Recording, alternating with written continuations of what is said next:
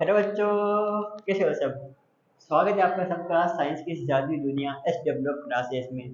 यहाँ पे टीचर्स है वो आपको सिखाने पढ़ाने के साथ साथ सिखाते और समझाते भी है। तो अब हम अपनी वीडियो को आगे बढ़ाते हैं। और अपन ने प्रीवियस वीडियो तक अपन ने बात कर ली थी फ्रिक्शन की। अपन फ्रिक्शन के बारे में बात कर रहे थे। अपन ने एक एक्टिविटी के थ्रू अपन ने देखा था कि केस फर्स्ट में क्या हो रहा था कि मार्कर था वो आगे तक जाकर रुक रहा था। केस फर्स्ट में मार्कर बीच में या फिर लगभग उसके पास ही वो रुक गया था। ऐसा क्यों हुआ था? ऐसा इसलिए हुआ था क्योंकि जब मार्कर अपन ने कपड़ा यूज नहीं किया था तो वहाँ पे इरेगुलरिटीज कम थी, और इरेगुलरिटीज कम थी तो यहाँ पर फ्रिक्शन भी कम लग रहा था। जैसे मैंने कपड़ा बिछा दिया तो इरेगुलरिटीज बढ़ गई, और इरेगुलरिटीज के बढ़ने से क्या हुआ, फ्रिक्शन बढ़ गया जिससे कि मार्कर वहीं पे रुक गया। इसके बाद अपन ने देखा था कि फ्रिक्शन किस सरफेस पे तो कम होता है, किस सरफेस पे फ्रिक्शन ज्यादा होता है। तो रफ सरफेस पे फ्रिक्शन ज्यादा होता है, और स्मूथ सरफेस फ्रिक्शन होता है वो कम होता है। इसके बाद अपन ने देखा था कि ऐसे सब्सटेंस जो कि फ्रिक्शन को कम कर देते हैं उनको अपन लुब्रिकेंट से बोलते हैं। और आज अपन देखेंगे फ्रिक्शन के होता है वो अपने लिए यूजफुल भी होता है, और फ्रिक्शन होता है वो अपने लिए हार्मफुल भी होता है। दोनों ही इसके केसेस है। ठीक है, तो फर्स्ट केस में अपन पढ़ेंगे friction is useful for us. ठीक है, क्या है? Friction is useful for us. Friction है वो अपने लिए यूजफुल है। क्यों है, कैसे है? क्योंकि फ्रिक्शन की वजह से ही अपन क्या है, रोड पे चल पाते हैं।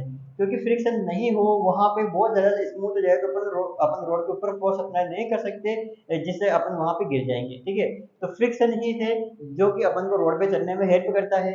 तो फर्स्ट पॉइंट तो ये हो जाएगा, we can walk on the road by the friction. ठीक है, हम फ्रिक्शन की वजह से रोड पे चल सकते हैं, बिना फ्रिक्शन से अपन रोड पे नहीं चल सकते।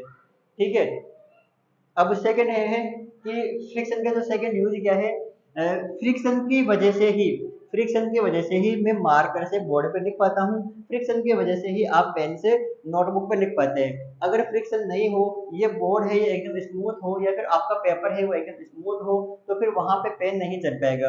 अब ऐसा क्यों होता है? क्योंकि जब मैं यहाँ पे कुछ भी लिखता हूँ, मैं यहाँ पे बोर्ड पे कुछ भी लिखता हूँ, तो क्या होता है, जो इंक के पार्टिकल्स है, इंक के जो पार्टिकल्स है वो इस बोर्ड में जो इरेगुलरिटीज है वहां पे जाके फिक्स हो जाते हैं, जिससे कि वो इंक नीचे नहीं आती। अगर यहाँ पे फ्रिक्शन नहीं होता, बोर्ड स्मूथ होता, तो ये जो इंक है ये नीचे तक आ पाती। ठीक है, आ जाती, और यहाँ पे दिखता नहीं अपन को।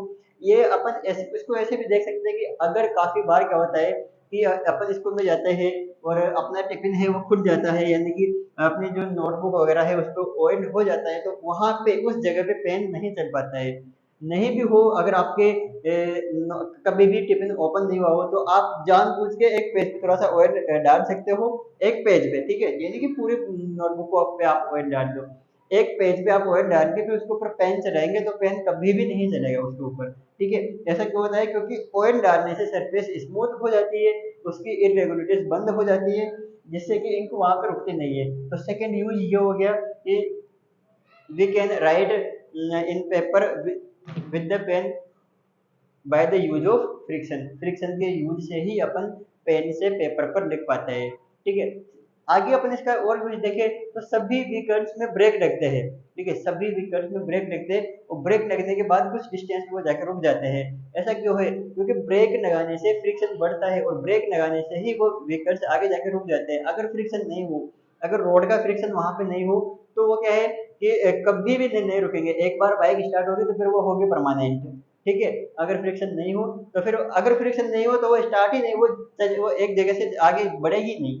ठीक है, मैंने ये भी बताया था कि अगर फ्रिक्शन नहीं होगा तो अपन नहीं चल पाएंगे, तो बाइक भी नहीं चल पाएगी।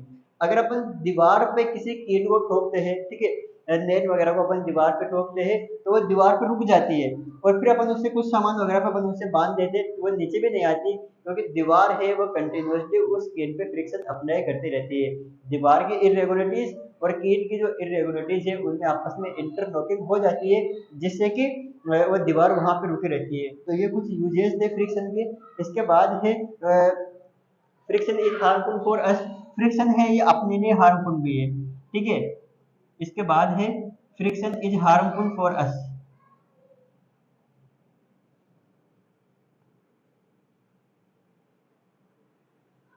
Friction is harmful for us. अब फ्रिक्शन हार्मफुल कैसे होता है? तो देखो, फ्रिक्शन अपना ही कहाँ पे होता है? Between two surface in contact.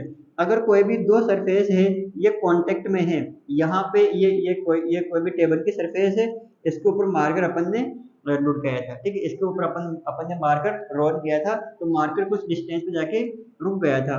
तो क्या है कि इस सरफेस के ऊपर ये वाली सरफेस और मार्कर की ये सरफेस, ऊपर वाली सरफेस, इनके बीच में कंटिन्यूअसली क्या है, इंटरलॉकिंग हो रही है, और वो बार बार टूटती है, वो यहाँ पे जाके फिक्स हो जाती है। तो इस यानी कि इनके बीच में क्या हो रहा है, कुछ घिस रहा है, इनकी जो दोनों सरफेस है वो घिस रही है, इनके बीच में रबिंग हो रही है कंटिन्यूअसली, जिसकी वजह से क्या है कि यहाँ पे हीट प्रोड्यूस होती है।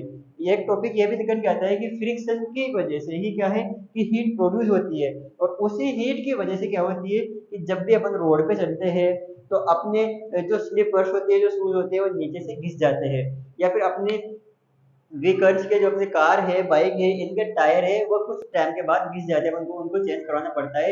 ये सब क्यों होते हैं? ये सब फ्रिक्शन की वजह से होते हैं। तो ये फ्रिक्शन का एक हार्मफुल इफेक्ट है कि फ्रिक्शन की वजह से चप्पल है, टायर है, ये घिस जाते हैं।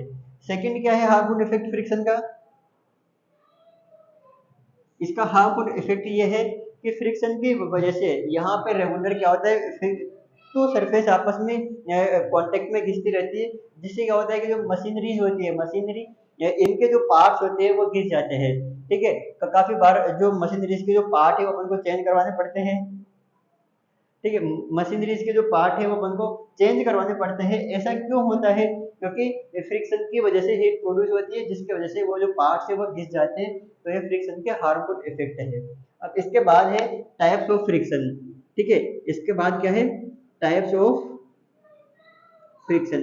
फ्रिक्शन के कितने टाइप है? तो फ्रिक्शन है, there are three type of friction. एक तो होता है स्टैटिक फ्रिक्शन। क्या होता है? Static friction. एक होता है स्लाइडिंग फ्रिक्शन, और एक होता है रोलिंग फ्रिक्शन, ठीक है। नाम से ही तीनों फ्रिक्शंस की डेफिनेशंस है, वो अच्छी तरीके से अपन कर पाएंगे। स्टैटिक फ्रिक्शन, ठीक है, स्टैटिक फ्रिक्शन, और इनके पीछे भी फ्रिक्शन है ना, इसके पीछे भी फ्रिक्शन, ठीक है। स्टैटिक फ्रिक्शन क्या होता है कि अगर कोई भी ऑब्जेक्ट है, ठीक है, ये बॉक्स है, और ये बॉक्स इस सरफेस के ऊपर यहाँ पे रखा हुआ है, ठीक है, यहाँ से कोई भी बच्चा है, ठीक है, ये बच्चा है, ये इस बॉक्स के ऊपर कंटिन्यूअसली फोर्स अप्लाई कर रहा है, ठीक है, ये इसको इधर पुश कर रहा है, पर इस बच्चे से ये बॉक्स मोशन में नहीं आ रहा है, ये बच्चा इसके ऊपर इतना ही फोर्स अप्लाई कर रहा है जिससे कि ये बॉक्स है, ये मोशन में नहीं आ रहा। अब ये बॉक्स मोशन में क्यों नहीं आ रहा? क्योंकि ये सरफेस है, और इस बॉक्स की जो सरफेस है यहाँ पे इंटरलॉकिंग हो रही है, और ये सरफेस है, ये इसकी स्टेट चेंज ऑफ स्टेट में क्या कर रहा है, विरोध कर रहा है, इसको रोक रहा है, इसको मोशन में आने से रोक रहा है। तो इस कंडीशन में जो फ्रिक्शन यहाँ पे अप्लाई होगा वो होगा स्टैटिक फ्रिक्शन, ठीक है। जहां तक कि कोई भी ऑब्जेक्ट मोशन में नहीं आ जाए, जहां तक कि कोई भी ऑब्जेक्ट मोशन में नहीं आ जाए, तो इस कंडीशन में जो फ्रिक्शन अप्लाई होता है वो होता है स्टैटिक फ्रिक्शन। अब स्लाइडिंग फ्रिक्शन क्या होता है कि अगर यही यही एक सरफेस है, और यहाँ से कोई भी बॉक्स है, वो इस सरफेस के ऊपर स्लाइड कर रहा है, इस सरफेस के ऊपर वो फिसल रहा है, तो इस कंडीशन में जो सरफेस अप्लाई होता है वो होता है स्लाइडिंग फ्रिक्शन फोर्स, ठीक है। If any object slide on other surface, then the friction that resists the motion of its surface is known as sliding friction. अब अगर स्लाइडिंग के बाद मैं यहाँ पे एरो लगा दूं जिससे कि पता रहे कि ये स्लाइड कर रहा है। रोलिंग फ्रिक्शन क्या होता है कि अगर कोई ऑब्जेक्ट है, ठीक है, जो किसी सरफेस के ऊपर रोल कर रहा है, जैसे कि अभी अपन ने एक्टिविटी देखी थी, मार करता वो सरफेस के ऊपर रोल कर रहा था, ऐसे घूम रहा था, ठीक है। तो अगर कोई भी सरफेस, ठीक है, किसी दूसरी सरफेस के कांटेक्ट में अगर अगर वो रोल कर रहा होता है, तो इस कंडीशन में जो उसके ऊपर फ्रिक्शन फोर्स अप्लाई होगा वो होगा rolling friction force. If any surface roll on the other surface which is contact, then the friction which is resist the motion of its motion is known as rolling friction force, ठीक है। I hope आपको समझ में आ रहा होगा। अगर कोई object है रुका हुआ है, उस कंडीशन में जो उसके ऊपर फोर्स अप्लाई होगा वो होगा स्टैटिक फ्रिक्शन फोर्स। कोई ऑब्जेक्ट किसी अदर सरफेस के ऊपर स्लाइड कर रहा है, तो इस कंडीशन में जो फोर्स अप्लाई होगा वो होगा स्लाइडिंग फ्रिक्शन फोर्स। कोई ऑब्जेक्ट किसी से अदर सरफेस के ऊपर रोल कर रहा है, ठीक है, तो वो होगा रोलिंग फ्रिक्शन फोर्स। इन तीनों में बड़ा, सबसे बड़ा कौन होता है? तो इन तीनों में जो सबसे बड़ा होता है वो होता है जो स्लाइडिंग फ्रिक्शन फोर्स सबसे ज्यादा होता है, क्योंकि किसी भी ऑब्जेक्ट को मोशन में बनाए रखना आसान होता है, बजाय उसके कि उसको एक बार मोशन में लेके आना। ऐसा क्यों?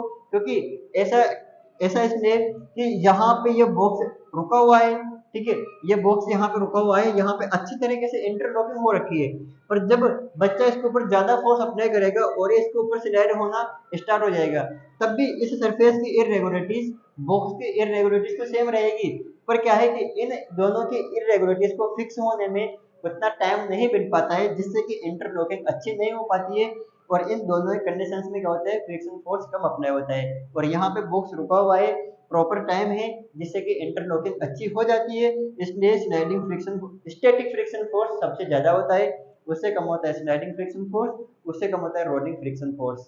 ठीक है, आई होप आपको तीनों ही पार्ट समझ में आ गए होंगे। जैसे जैसे मैंने इनकी डेफिनेशंस आपको बताइए, आप नोट कर सकते हो और अपने प्रॉपर नोट्स तैयार कर सकते हो। 8 क्लास तक इसके बाहर और कहीं से नहीं आने वाला, बस इतना ही सिस्टम होता है उसमें, static friction force, sliding friction force और रोलिंग फ्रिक्शन फोर्स। इन तीनों में डिफरेंस क्या होता है, इन तीनों में सबसे बड़ा कौन होता है, सबसे छोटा कौन होता है, ठीक है। इसके बाद एक दो टॉपिक और भी है, वहां से भी क्वेश्चन बनते हैं, पर जितना मैटर मैं आपको प्रोवाइड करवा रहा हूँ वो मैटर 8 क्लास के लिए सफिशियंट है, ठीक है। इसके बाद है अपना जो टॉपिक है, एक तो फ्लूइड फ्रिक्शन फोर्स, ठीक है। इसके बाद का जो अपना टॉपिक है, एक तो एक अपना टॉपिक बच जाता है, एक तो बेरिंग, ठीक है, बोन बेरिंग होता है, एक होता है ड्रैग, ठीक है। ये अपने इस चैप्टर का लास्ट टॉपिक है, ड्रैग। ड्रैग क्या होता है, तो पहले मैं आपको डेफिनेशन नोट कर दूं, फिर इसको समझा दूंगा, ठीक है। Drag, the friction force, the friction force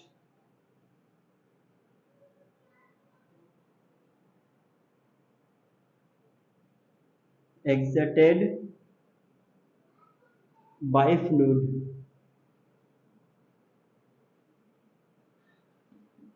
is known as drag, ठीक है। ऐसा फ्रिक्शन फोर्स जो कोई किसी भी फ्लूइड्स द्वारा क्या क्या होता है, एग्जर्ट होता है। अगर मेरे पास एक कंटेनर है और इस कंटेनर में क्या भरा है, कोई भी फ्लूइड भरा हुआ है, लिक्विड से थोड़ा सा गाढ़ा जो जो सब्सटेंस होता है वो क्या होता है, फ्लूइड होता है।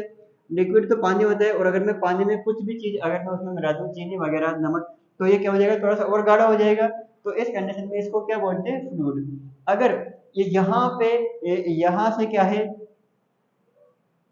इधर ऊपर की ओर या इधर की ओर अगर कोई बोर्ड वगैरह में फेंकूं, तो धीरे से, ज्यादा नहीं कि इसके बाहर निकल जाए, तो वो कुछ डिस्टेंस कवर करने के बाद वापस से नीचे आ जाती है, ठीक है। एक कंडीशन की उतने ही फोर्स से मैं अगर किसी खाली बॉक्स में एक यहाँ से एक बॉल फेंकूं, वही सेम बॉल उतने फोर्स से, तो वो कुछ और डिस्टेंस ऊपर तक वो जाएगी, फिर वो नीचे आएगी। तो दोनों में डिफरेंस इतना है कि यहाँ पे क्या है कि ये फ्लूइड है, ये उसके ऊपर इसके इसके मोशन का वो रेजिस्टेंस कर रहा है, इसके मोशन का वो विरोध कर रहा है, और वो नीचे की ओर फोर्स, फ्रिक्शन फोर्स अप्लाई करते हैं, जिसका नाम है ड्रैग। यहाँ पे कुछ नहीं है, ठीक है, जिससे कि ये बॉल ऊपर तक जाती है और ग्रेविटेशनल फोर्स की वजह से नीचे आती है, ठीक है। तो एक ये टॉपिक था आपके ड्रैग। ड्रैग एक ऐसा फ्रिक्शन फोर्स होता है जो कि कोई भी फ्लूइड उसके ऊपर वो अप्लाई होता है, ठीक है, जो फ्लूइड्स द्वारा अप्लाई होता है। इसके बाद है बेरिंग, ठीक है। बेरिंग क्या होता है, ठीक है, तो एक ऐसा सिस्टम होता है, ये इसका यूज करते हैं मशीनरीज में, और इसका यूज इसलिए करते हैं जो मशीनरीज के जो अपनी जो गाड़ियां वगैरह होती है, ठीक है, दोबारा नोट करो, जो बाइक है, कार है, इनके पहियों में इसका इसका यूज करते हैं। जो शाफ्ट होती है, इस शाफ्ट में अगर मैं बेरिंग का यूज ना करूं, मैं डायरेक्ट ही पहिया यहाँ पे लगा दूं, तो फिर इस कंडीशन में जो फ्रिक्शन फोर्स लगेगा वो स्लाइडिंग फ्रिक्शन फोर्स लगेगा। तो क्या है कि जो स्लाइडिंग फ्रिक्शन फोर्स ज्यादा होता है टू सरफेस के बीच में कंटिन्यूसली वहां पे फ्रिक्शन लगेगा, जिससे कि जो अपने जो शाफ्ट होती है या तो वो घिस जाएगी या फिर जो पहिया होगा वो घिस जाएगा। अब इसको कम करने के लिए यहाँ पे बेरिंग लगा देते हैं, और इस बेरिंग में क्या होता है कि एक ये ऐसा कुछ सिस्टम होता है, और एक रोड अंदर होती है, यहाँ से शाफ्ट को पैक कर दिया जाता है, और जो ऊपर के जो ये जो सरफेस है ये घूमती है, और यहाँ पे छोटी छोटी मेटल्स की बनी हुई बोर्ड होती है बहुत स्ट्रॉन्ग। ठीक है, अब क्या होगा इससे कि ये जो जब ये इसके ऊपर घूमेगा तो ये बोर्ड है ये आपस में रोल करेगी। ठीक है, ये बोर्ड है ये इसके अंदर अंदर रोल करेगी, जिससे कि जो स्लाइडिंग फ्रिक्शन फोर्स होता है उसको रोलिंग फ्रिक्शन फोर्स में चेंज हो जाता है। और पता है कि जो रोलिंग फ्रिक्शन फोर्स होता है वो स्लाइडिंग फ्रिक्शन फोर्स से कम होता है, और इसको और भी कम करने के लिए इसके अंदर क्या भर देते हैं, ग्रीस वगैरह भर देते हैं, जिससे कि और चिकनी हो जाती है, और जो अपने जो शाफ्ट है वो भी बची रह जाती है, और ये जो बेरिंग है ये भी कम घिसता है, इसलिए इसको काफी दिन के बाद चेंज करना पड़ता है। ठीक है, तो ये बॉल बेरिंग होता है। इसका बस इतना यूज है कि जो स्लाइडिंग फ्रिक्शन फोर्स होता है उसको रोलिंग फ्रिक्शन फोर्स में चेंज करने के लिए बॉल बेरिंग का यूज करते हैं। इसके यूज से क्या होता है, जो मशीनरीज की जो शाफ्ट वगैरह होती है वो काफी देर तक टिक पाती है, और काफी देर तक वो खराब नहीं होती। और तो यहीं पे अपना ये चैप्टर खत्म हो गया 2 वीडियोस में।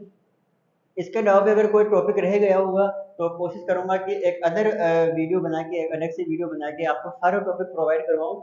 तब तक के लिए आप हंसते रहिए, पढ़ते रहिए और मुस्कुराते रहिए। पूरे नोट्स आपके प्रॉपर होने चाहिए, और नोट्स के साथ साथ आप रिवीजन वगैरह भी करते रहिए, क्योंकि इसी चैप्टर के साथ आपके 2 चैप्टर कंप्लीट हो गए। Thank you.